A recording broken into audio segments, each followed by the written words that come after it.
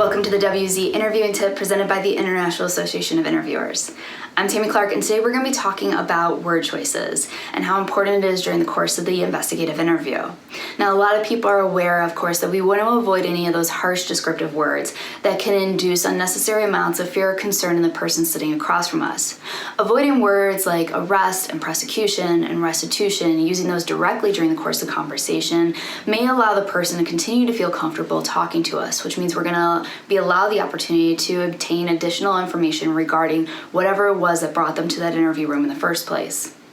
Additionally, we need to be aware of how some other words can sometimes rub people the wrong way. So, for example, if we're telling a rationalization and we happen to throw out the word thief, for example, somebody never intended to be a thief or never thought they would be a thief. Now, while we're using that to describe the person in the rationalization, not the person sitting across from us directly, we still don't know how they're going to perceive that. And quite frankly, every person's reality is based off of their own perceptions. So even hearing the word thief or theft, they could all of a sudden feel more embarrassed for what they've done or even judged, which means they no longer feel comfortable talking to us.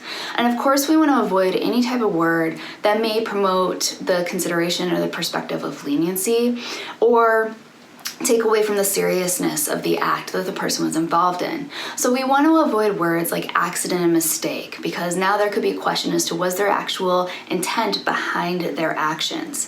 Also avoiding the word help and being cognizant of how we use that during the conversation. We can't guarantee how this person is going to receive it. Even if I simply say I was trying to help a person understand my role and how I do the investigations, it could be that one word that they hear, help. And now the person sitting across from me may think, oh, she wants to help me. Maybe I'll keep my job. Maybe it won't be as bad as I thought it would be.